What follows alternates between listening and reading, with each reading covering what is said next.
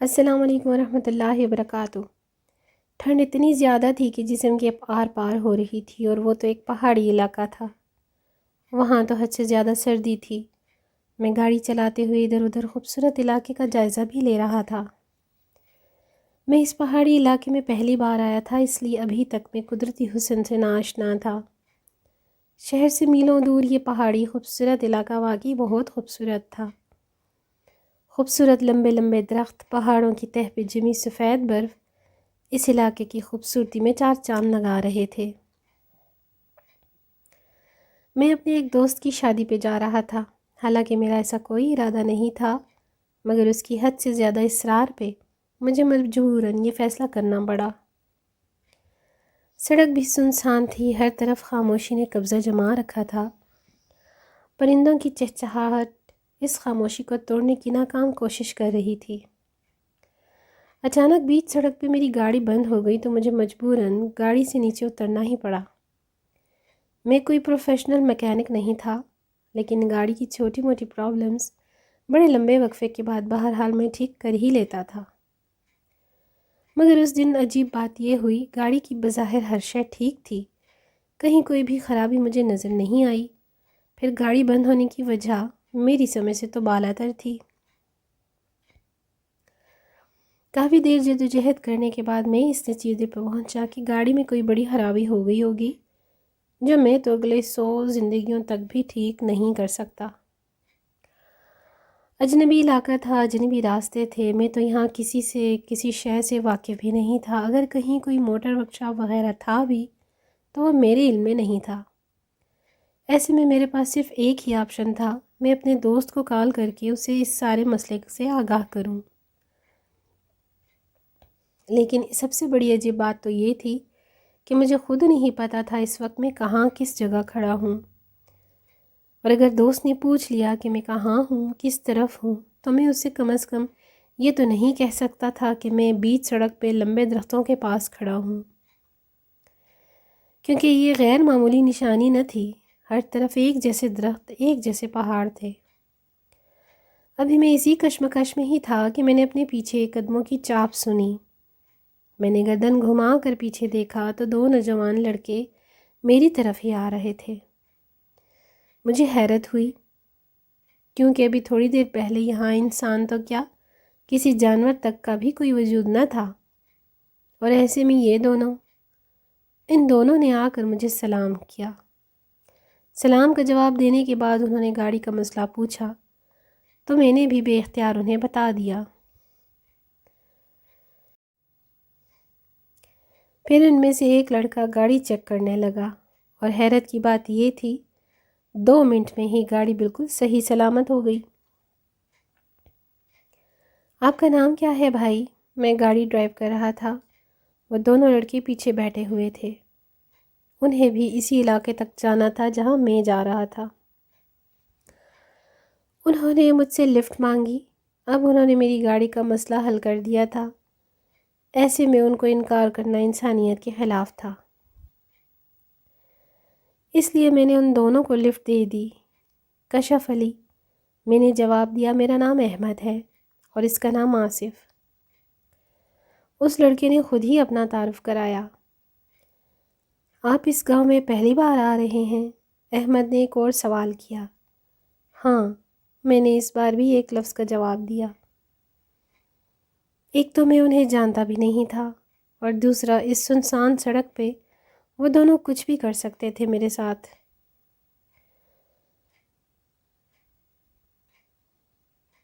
مجھ پہ حملہ کر کے میری گاڑی بھی چھین سکتے تھے۔ میرے دل میں ایک عجیب ڈر سا پیدا ہو گیا تھا، حالانکہ وہ شکل سے بہت شریف اور پڑھے لکھے لگ رہے تھے۔ اب کار میں بالکل خاموشی تھی، نہ انہوں نے کوئی سوال کیا اور نہ ہی میں نے خود سے کوئی بات شروع کی۔ ایک بار میں نے بیک ویو میرر سے ان دونوں کو دیکھا۔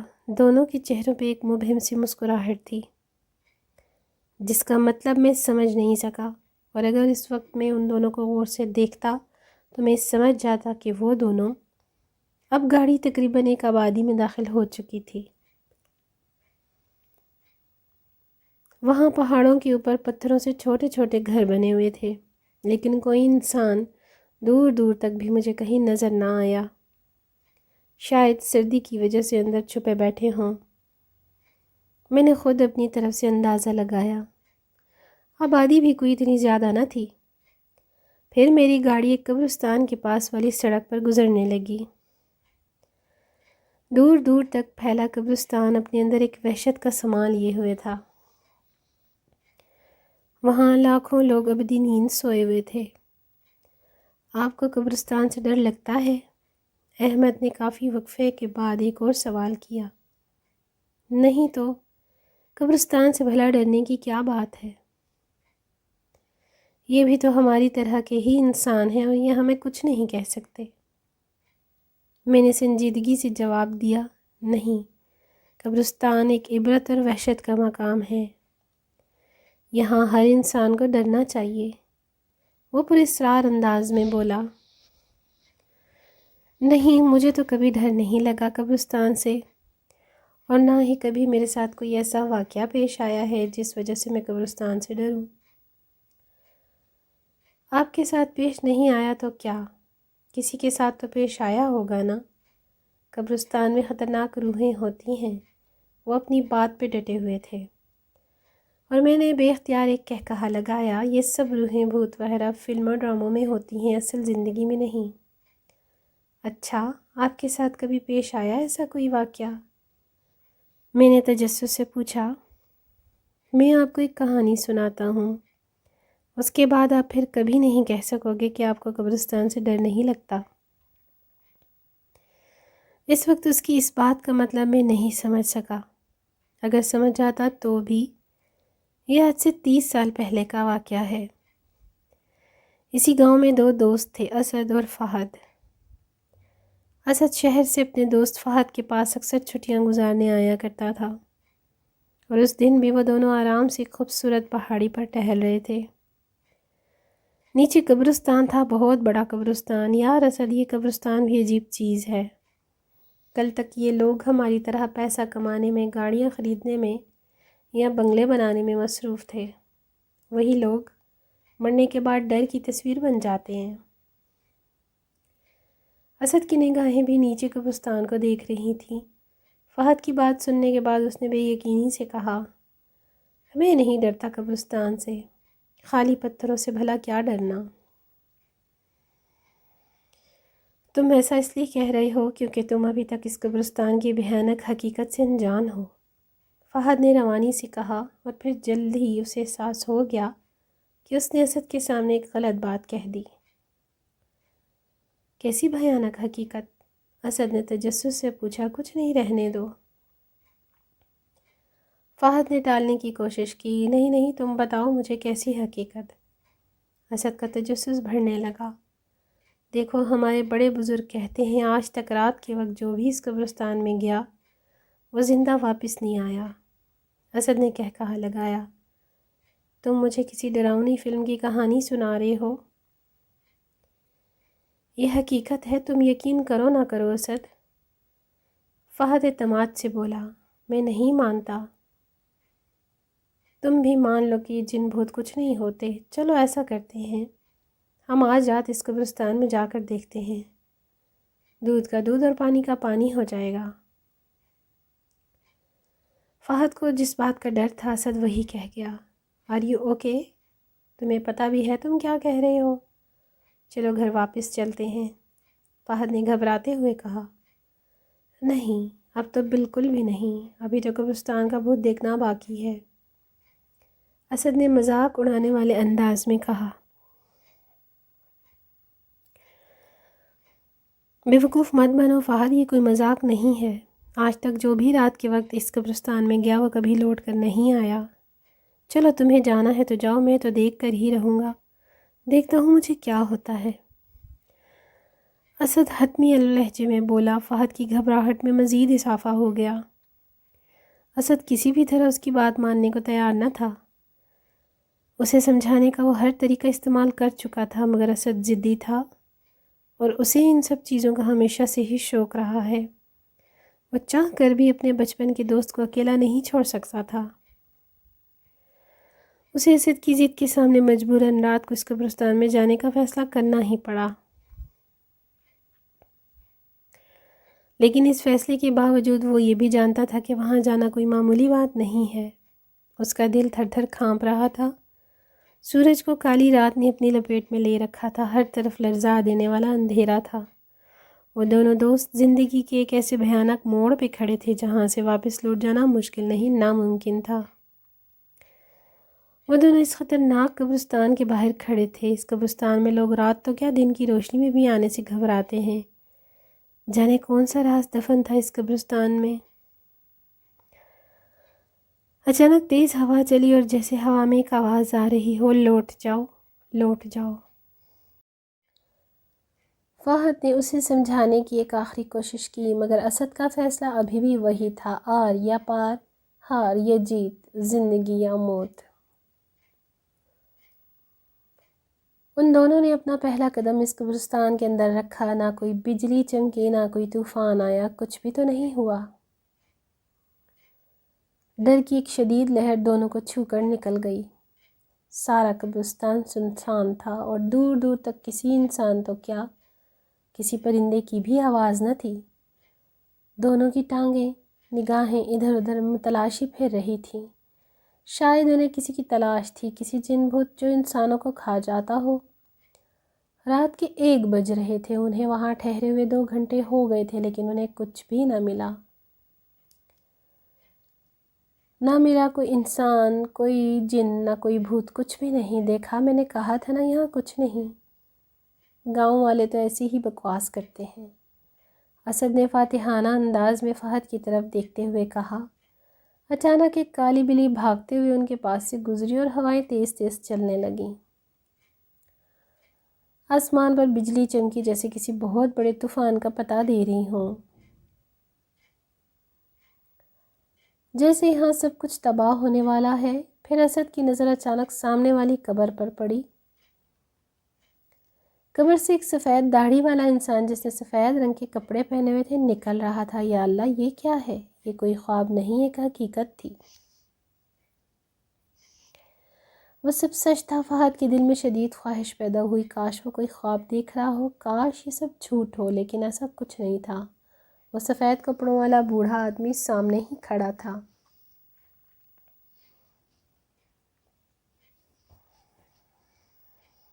لیکن اچانک وہ غائب ہو گیا، نہ جانے کہاں چلا گیا۔ کون تھا وہ اور کیا چاہتا تھا؟ کہیں یہی تو سارے انسان نہیں کھاتا؟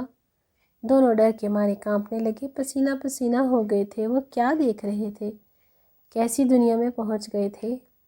اسد اور فہد بھاگتے ہوئے اس قبرستان سے باہر جانا چاہتے تھے، لیکن ایسا نہ کر سکے، کیونکہ اس قبرستان میں کوئی دروازہ ہی نہیں تھا۔ جس طرف سے جاؤ قبریں ہی قبریں ہیں۔ وہ دونوں تھک کر رک گئے۔ پھر انہیں کسی کے چلنے کی آواز آئی، وہ آواز قریب ہوتی گئی۔ دونوں نے جب پیچھے دیکھا تو جیسے دھماکہ ہوا، ایسا منظر انہوں نے پہلے کبھی نہیں دیکھا۔ نہ آسمان گرا، نہ زمین پھٹی، لیکن بہت کچھ ہو گیا۔ سامنے ایک قبر پھٹی ہوئی تھی، اس میں ایک مردہ لیٹا ہوا تھا اور اس کے پاس ایک سفید بڑی دانتوں والی بوڑھی عورت اس مردے کا خون پی رہی تھی۔ فہد کو لگا اچانک اس کی دھڑکن رک جائے گی۔ اس نے بے ساختہ اسد کا ہاتھ پکڑ لیا، وہ خود ڈرا ہوا تھا۔ وہ دونوں جلدی جلدی وہاں سے بھاگ گئے اور جا کر ایک قبر پر بیٹھ گئے۔ انہیں بیٹھے ہوئے نہ جانے کتنی دیر ہو گئی، رات کے شاید 2 بج رہے تھے۔ انہیں پاس سے ہی کسی کے رونے کی آوازیں آئیں۔ دونوں نے گردن گھما کر دیکھا تو سامنے ایک اور بوڑھی عورت ایک قبر پر ماتھا ٹیکے رو رہی تھی۔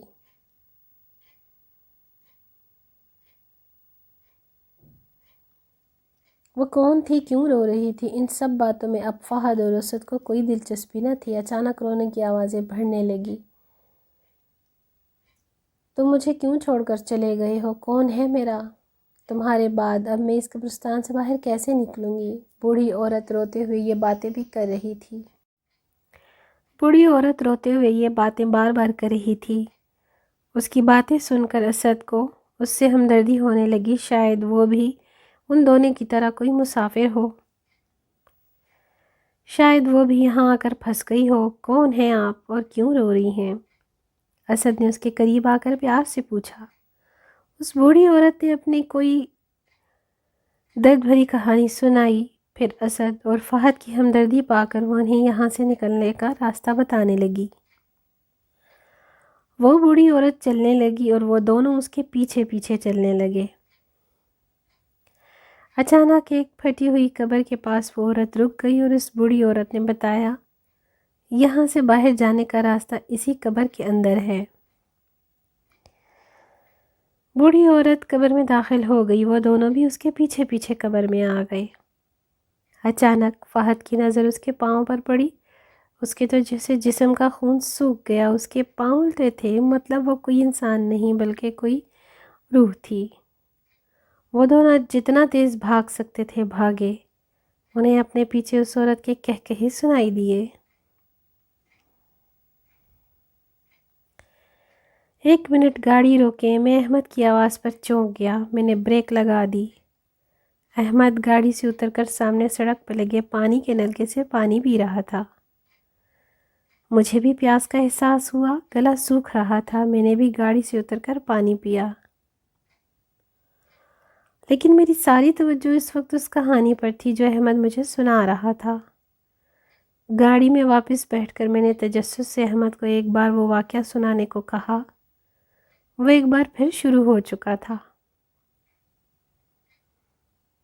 وہ دونوں وہاں سے بھاگ کر اس بھیانک قبرستان سے باہر نکلنا چاہتے تھے۔ ہوائیں تیز تیز چلنے لگیں، رات کی تاریکی اور زیادہ گہری ہو گئی۔ قبرستان سے طرح طرح کی آوازیں سنائی دے رہی تھیں۔ فہد اور اسد کے لیے یہ سب کچھ نیا تھا۔ آسمان پر تارے چمک رہے تھے لیکن وہ زیادہ دیر دکھائی نہیں دیے کیونکہ ان کی جگہ بادلوں نے لے لیا۔ اچانک بادل زور زور سے برسنے لگے تو ماحول میں ایک عجیب سی وحشت چھا گئی، لیکن وہ چلتے رہے کیونکہ ان کی منزل دور تھی، بہت دور۔ انہیں اس قبرستان سے باہر نکلنا تھا، کسی بھی طرح، کسی بھی قیمت پر۔ بارش اور تیز ہو گئی اور ساتھ ہی ساتھ برف باری بھی شروع ہو گئی۔ پھر دیکھتے ہی دیکھتے بارش کے قطرے خون میں تبدیل ہو گئے۔ لگتا ہے قبرستان کو بھی علم ہو گیا کہ وہ یہ دونوں یہاں سے بھاگنا چاہتے ہیں، اس لیے وہ ان کا راستہ روکنے کی کوشش کر رہی ہے۔ چلتے چلتے بہت دیر ہو گئی، وہ دونوں بہت آگے آ گئے، لیکن یہ قبرستان نہ ختم ہونے والا سلسلہ تھا۔ اچانک ایک قبر پھٹا، اس میں سے ایک سفید جسم نمودار ہوا۔ وہ دونوں ڈرتے ہوئے چلتے رہے اور ساتھ ہی ساتھ درود پاک بھی پڑھتے رہے۔ پھر کچھ آگے بڑھ کر انہیں احساس ہوا کہ ان کے سر پر لاکھوں کالے کوے منڈلا رہے ہیں۔ ان کو اب اپنا آخری وقت دکھائی دے رہا تھا۔ اب معاملہ حد سے زیادہ سنگین ہو گیا تھا۔ ایسا لگتا تھا یا تو آسمان بہت بڑا طوفان لے کر آئے گا، یا بھاگ جانا چاہتے ہو تم دونوں موت سے بھی کبھی کوئی بھاگ سکا ہے؟ اور تم لوگوں کو لگتا ہے اس قبرستان سے بھاگنا اتنا آسان ہے؟ یہاں آتا انسان اپنی مرضی سے ہے، لیکن جائے گا وہ ہماری مرضی سے۔ یہ آواز نہ جانے کہاں سے آ رہی تھی، لیکن دل کی دھڑکن تیز کرنے کے لیے کافی تھی۔ آواز پھر سے آنا شروع ہوئی۔ 21ویں صدی کے انسانوں، تم لوگ کیا سمجھتے ہو کہ جن بھوت کچھ نہیں ہوتے؟ اگر تم لوگ یہ سمجھتے ہو تو تم سب سے بڑے بے وقوف ہو۔ پھر آوازیں آنا بند ہو گئیں، بارش بھی تھم چکی تھی، ماحول ایک دم خاموش تھا۔ لیکن اکثر خاموشی اپنے اندر ایک بہت بڑا طوفان لیے کھڑی ہوتی ہے۔ بھاگتے بھاگتے اچانک وہ دونوں رک گئے۔ ہر طرف سفید کفن میں ملبوس بدروحیں کھڑی تھیں۔ وہ روحیں بہت بھیانک تھیں، ان کے لمبے دانت منہ سے باہر نکلے ہوئے تھے، ان کے منہ سے خون ٹپک رہا تھا اور آسمان پر کالے کوے منڈلا رہے تھے۔ اچانک ایک بڑے قد والی روح آگے بڑھی اور ان دونوں کو مارنے کے لیے وہ دونوں پیچھے کی طرف بھاگنا چاہتے تھے، مگر پیچھے بھی وہی بدروحیں تھیں۔ ان لوگوں کے لیے نکلنے کا ہر راستہ بند ہو چکا تھا۔ بڑے قد والی بدروح نے آگے بڑھ کر اسد کو اپنے لمبے ہاتھوں سے اٹھا کر ایک قبر میں ڈال دیا اور کچھ بدروح اسد کا خون پینے لگے۔ فہد چلاتا رہا مگر انہوں نے اس کی ایک نہ سنی، اور تھوڑی ہی دیر میں اسد اپنی جان سے ہاتھ دھو بیٹھا، پھر اچانک وہ سب غائب ہو گئے۔ وہاں اس قبرستان میں کوئی نہ تھا۔ فہد اسد کی لاش پر سر رکھ کر رونے لگا۔ کیوں رو رہی ہو فہد؟ اس نے گردن اٹھا کر دیکھا۔ سامنے اسد زندہ کھڑا کہکے لگا رہا تھا۔ اس نے ایک نظر سامنے پڑی لاش کو دیکھا اور ایک نظر اسد کی روح کو۔ وہ یہ خوفناک منظر دیکھنے کی ہمت نہ کر سکا اور دل کا دورہ بڑھنے سے وہ وہیں اسد کی لاش پر گر گیا۔ وہ دونوں دوست اپنی زندگی کی بازی ہار چکے تھے۔ اگلی صبح گاؤں والوں نے ان دونوں کی لاشیں قبرستان میں دیکھیں اور آج تک کسی کو پتہ نہ چل سکا اس بھیانک قبرستان کے اندر ان دونوں کے ساتھ کیا ہوا۔ احمد نے اپنی کہانی ختم کی۔ میں نے بے یقینی کے ساتھ اسے دیکھا اور ایک سوال میرے ذہن میں بجلی کی طرح آیا۔ جو میں نے احمد سے پوچھا، وہ دونوں تو مر گئے تھے، پھر جب کسی کو نہیں پتہ چلا کہ قبرستان کے اندر اس اندھیری رات میں کیا ہوا تھا ان دونوں کے ساتھ، تو تمہیں کیسے پتا؟ ان دونوں نے مجموعی قہقہہ لگایا۔ میں نے بیک ویو مرر سے ان کو دیکھا، کیونکہ وہ اسد میں ہوں اور وہ فہد یہ ہے۔ وہ دونوں ایک بار پھر قہقہے لگانے لگے۔ میں نے اچانک بریک پر پاؤں رکھا، پھر یک دم کار میں خاموشی چھا گئی۔ میں نے بیک ویو مرر میں دیکھا، وہ دونوں مجھے نظر نہ آئے۔ تیزی سے گردن گھما کر میں نے پیچھے دیکھا تو وہ دونوں سیٹ خالی تھی۔ میرے جسم سے جیسے سارا خون خشک ہو گیا۔ میں حیرت سے منہ کھولے ان خالی سیٹوں کو دیکھ رہا تھا۔ ریڑھ کی ہڈی میں ایک ہلکی سی لہر دوڑ گئی۔ میں نے ماتھے کا پسینہ پہنچتے ہوئے بے اختیار سی کیفیت میں ایک بار پھر گاڑی واپس اسی راستے پر موڑ دی جس سے میں ابھی سفر کر کے آیا تھا۔ لیکن مجھ پہ حیرتوں کے طوفان اس وقت ٹوٹے جب میں نے اس جگہ کو دیکھا جہاں پانی کا نلکا لگا تھا۔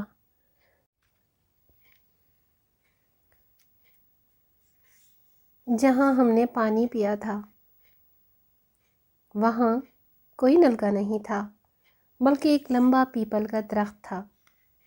مجھے اپنا سر گھومتا ہوا محسوس ہوا۔ پھر جب میں اس قبرستان تک پہنچا جہاں دور دور تک قبریں تھیں، وہاں کوئی قبرستان نہ تھا، وہاں لوگ کھیتوں میں کام کر رہے تھے۔ ایک گہرا سانس لے کر میں نے ایک بار پھر سے اپنا سفر شروع کیا، اور یہ میری زندگی کا سب سے خوفناک سفر تھا۔